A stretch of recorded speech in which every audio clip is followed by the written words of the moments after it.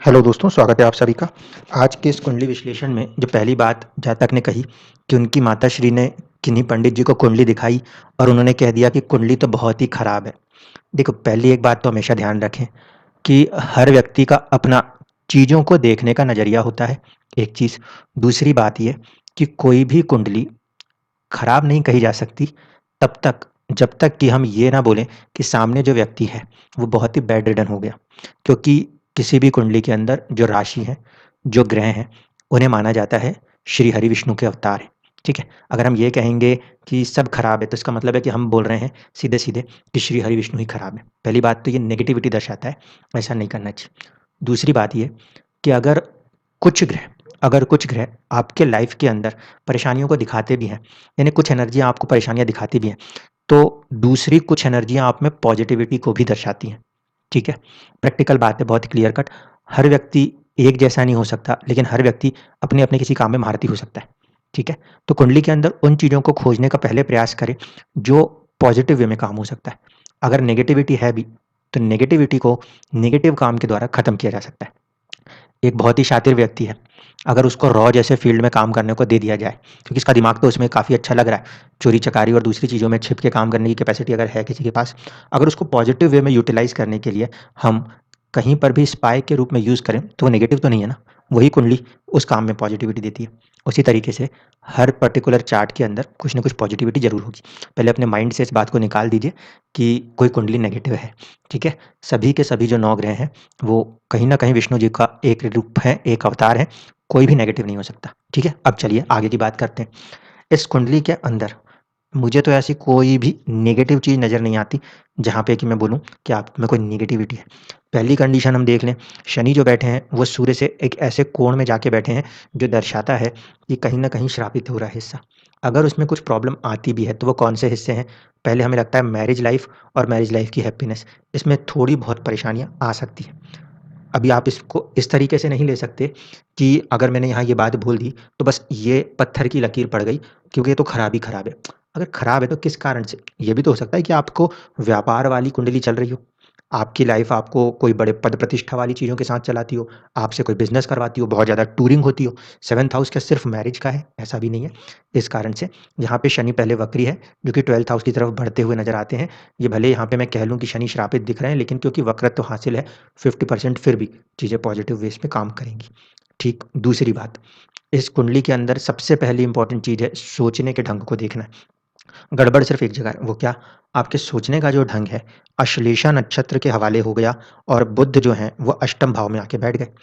अब बुध अष्टम भाव में आके बैठे हुए हैं, तो आपका जो सोचने का ढंग है, उसके अंदर एक तो कैलकुलेशन वाला पॉइंट तो आएगा ही आएगा, क्योंकि मर्क्यूरी है। व्यक्ति कैलकुलेटिव तो होगा ही होगा, पहली चीज़। मैथमेटिक्स को दर्शाता है मर्क्यूरी इसलिए। दूसरा कि एक चाइल्डिश नेचर भी ज़रूर होना चाहिए, क्योंकि मर्क्यूरी को हम बच्चों के रूप में देखते हैं, ठीक है?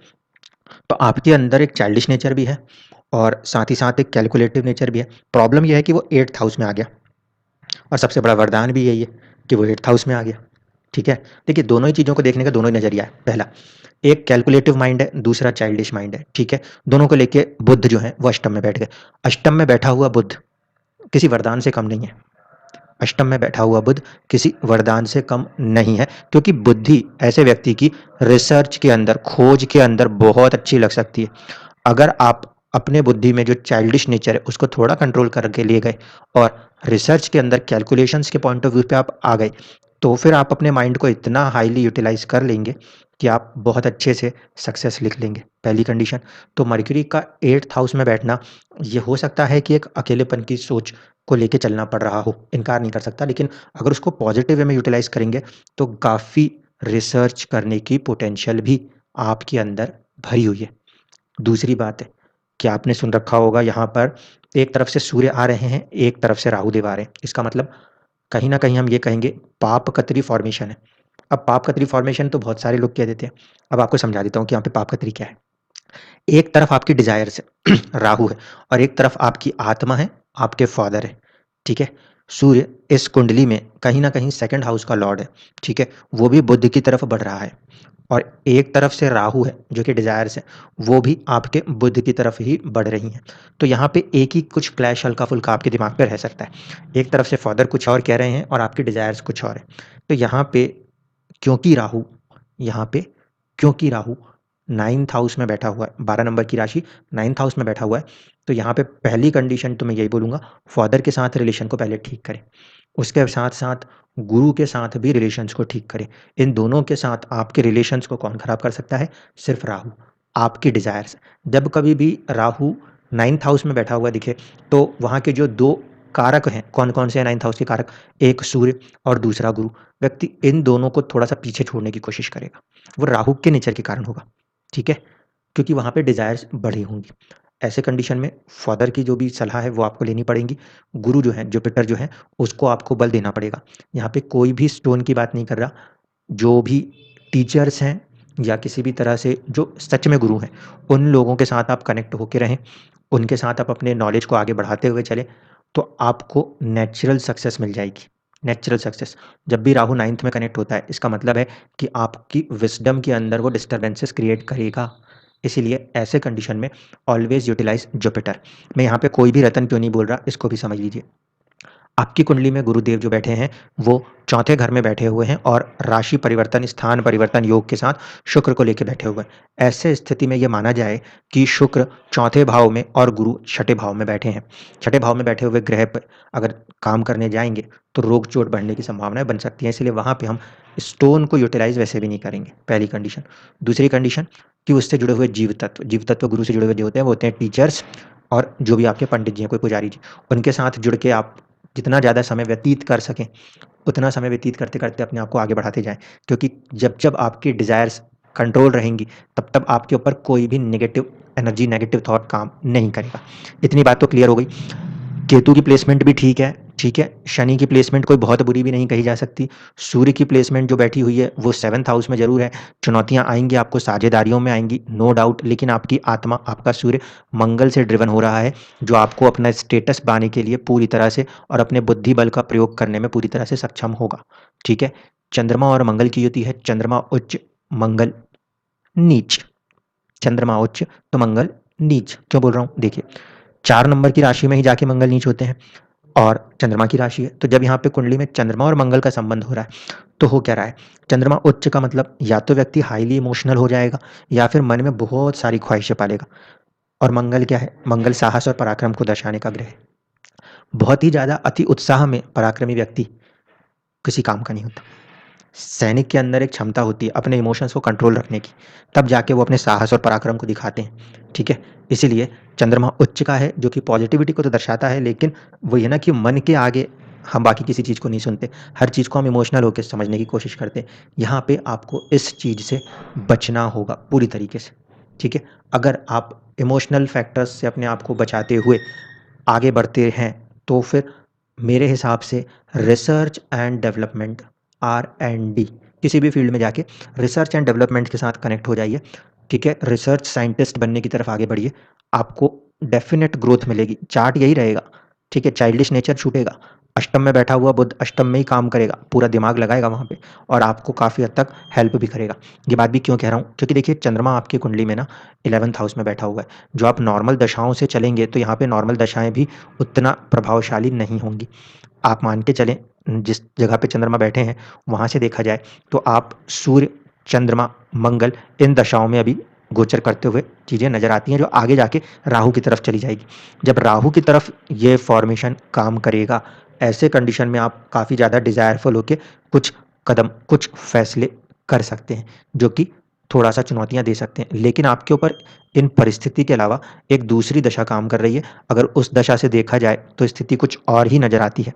जब आपके ऊपर दूसरा तारा यूज़ करते हैं, तो हमें ये समझ में आता है कि आप कहीं न कहीं अभी शनि की दशा में काम कर रहे हैं, जो कि 2027 तक चलेगी। इस कुंडली में क्योंकि शनि 7th और साथ-साथ 8th हाउस लॉर्ड भी हो रहे हैं, इसलिए थोड़ा-सा स्वास्थ्य पे आपको ध्यान देना चाहिए, पहली कंडीशन, क्योंकि फर्स्ट हाउस के अंदर वो इम्पैक्ट कर रहे हैं। दूसरी बात कि कहीं न कहीं 7th और 8th लॉर्ड होने के कारण चीज़ों में थोड़ी-सी देरी, अड़चनों के साथ काम करेंगे, ठीक है? लेकिन फिर वही बात कि चीज़ों में अगर देरी हो भी रही है, तो आप चीज़ों के पीछे बहुत बारीकी से लग जाइए। साइंटिस्ट का नेचर क्या होता है? वही काम नहीं बनता, 4 बार नहीं बनता, 5 बार नहीं बनता, बार-बार लग के उसे करा जाता है। आपको भी उसी नेचर के साथ आने पड़ेंगे। अपने इमोशनल्स फैक्टर्स को पीछे छोड़ना पड़ेगा, साहस के फैक्टर को आगे बढ़ाना है, माइंड जो चाइल्डिश है, उसे चाइल्डिश को खत्म करना है, यूटिलाइज़ करना है सूर्य के पोटेंशियल को। बिहाइंड जो है वो सूर्य है, राहु को नहीं। राहु आपके डिज़ायर है, वो आपको डिस्टर्ब कर देगा।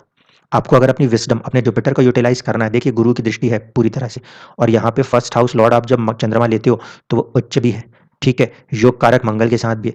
कहीं से भी ये कुंडली नेगेटिव नहीं है, कहीं से भी नेगेटिव नहीं है। सिर्फ़ और सिर्फ़ यहाँ पे आपको अपना जो थॉट प्रोसेस है, उसको एक डायरेक्शन देने की ज़रूरत है। मरकरी है, आसान नहीं होगा, लेकिन यदि आप उसे डायरेक्ट कर गए, एक बार उसे प्रॉपर डायरेक्शन मिल गई, तो फिर आपकी लाइफ़ आपको बहुत अच्छा राइज़ करने में कोई भी कोर कसर नहीं छोड़ने वाली। जहाँ पे ये चंद्रमा बैठे हैं, कहीं न कहीं उसका कनेक्शन वाया केतु, मरकरी जाता है, इसीलिए अष्टम भाव से जुड़े हुए कोई भी प्रोफ़ेशन के अंदर आप हाथ डाल सकते हो, either as a research scientist और एलआईसी और किसी भी तरह की टेक्नोलॉजिकल सेक्टर के अंदर, क्योंकि 11 नंबर की राशि है, किसी भी साइड के टेक्नोलॉजिकल सेक्टर के अंदर रिसर्च एंड डेवलपमेंट विंग से जुड़ने की पूरी कोशिश करिएगा। अगर आप वो कर लेते हो, तो आपको नेचुरल ग्रोथ मिल जाएगी। जुपिटर आपके जो हैं, वो कहीं न कहीं 6th हाउस से भी कनेक्टेड है, जो कि सर्विस का हाउस है और वो भाग्य के साथ भी कनेक्टेड है। शुक्र यदि आपके 4th हाउस के लॉर्ड 4th हाउस में आते हैं, तो ये समझ लीजिएगा आपको आर्थिक उन्नति कुछ देरी से होगी, कोई प्रॉब्लम नहीं है, लेकिन 4th हाउस में शुक्र का होना अच्छा है, काफ़ी उन्नति आपकी ज़िंदगी में देखने को मिलेगी। तो इस पर्टिकुलर फॉर्मेशन के अंदर अब नवमांश को भी इंक्लूड कर लूँ, तो नवमांश के अंदर हम देखें, कहीं न कहीं शुक्र, बुध, शनि और राहु साथ में आ रहे हैं, इसीलिए बुद्धि जो है वो बहुत ही ज़्यादा एक कॉम्प्लेक्स उसमें फँसी हुई है। कहीं उसको शुक्र का प्रभाव भी दिखता है, कभी उसको शनि का भी दिखता है, कभी राहु का। ये जो डिस्टर्बेंसेस है, इससे आपको ओवरकम होना है, ठीक है? ये सारे के सारे जो हैं, अगर मैं इसको आपके लगन कुंडली के समकक्ष कर दूँ, तो क्या नज़र आता है मुझे कि आपकी ज़िंदगी में नेचुरली चुनौतियाँ ज़रूर हैं। ठीक है?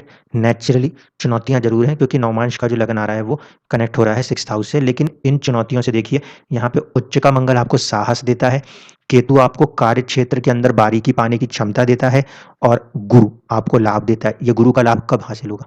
जब आप इस राहु को कंट्रोल कर लोगे, और राहु को कंट्रोल करने के लिए मैं बार-बार कह रहा हूँ, एक तरफ आपको सूर्य फादर की सलाह ही चलनी है और दूसरा कहीं न कहीं गुरु से ही सलाह लेनी है। टीचर्स जो हैं, उनसे कनेक्ट हो सकते हैं, पुजारियों से कनेक्ट हो सकते हैं। क्योंकि यहाँ पे सिर्फ़ आप जब अपने राहु से थॉट कनेक्ट करोगे, तो आप पाओगे कि आपने डिसीज़न मेकिंग में बहुत ज़्यादा डिज़ायरफुल वे में आके काम कर दिया और वहाँ पे चीज़ें नुकसान करने लगी। भाग्य को सीधे-सीधे असर करने लग गया। ठीक है? कंक्लूड करने से पहले एक बात समझा देता हूँ। क्योंकि आपकी कुंडली में चंद्रमा जहाँ पे प्लेस्ड है, वहाँ पे ये प्लेसमेंट एक ही बात को दर्शाती है कि ज़िंदगी की परिस्थिति कुछ और चल रही होती है, आपका दिमाग कहीं और चल रहा होता है। इसकी वजह से जो रिस्पॉन्स होना चाहिए सिचुएशन के ऊपर, उसे करने में आपको थोड़ा वक़्त लग जाता है। बस यही एक नेगेटिविटी है, जो कि आपके ऊपर काम कर रही है। लेकिन उसको ओवरकम कैसे करेंगे? सीधा-सा क्वेश्चन अब ये उठता है कि अगर कोई ये नेगेटिविटी आपके लिए बता भी दी जाए, जैसे मैं आपको बोल रहा हूँ परिस्थिति आपके ऊपर कुछ और चल रही है और आपका दिमाग उस तरफ बाद में जा रहा है, रिस्पॉन्स लेट हो रहा है, इसलिए चीज़ें डिस्टर्ब होती हैं। तो यहाँ पे जैसे-जैसे आप अपने जुपिटर पे वर्क करते जाएँगे, आप अपनी विज़डम पे, अपने नॉलेज पे, ना कि डिज़ायर पे, मेरी चाहतें क्या हैं उससे मतलब नहीं। जो सही है वो सही है, उस चीज़ को पकड़ने पे आप जितना अपने आप को लगा दोगे, उतना आपके अंदर नेचुरली डेवलपमेंट और ग्रोथ होती चली जाएगी।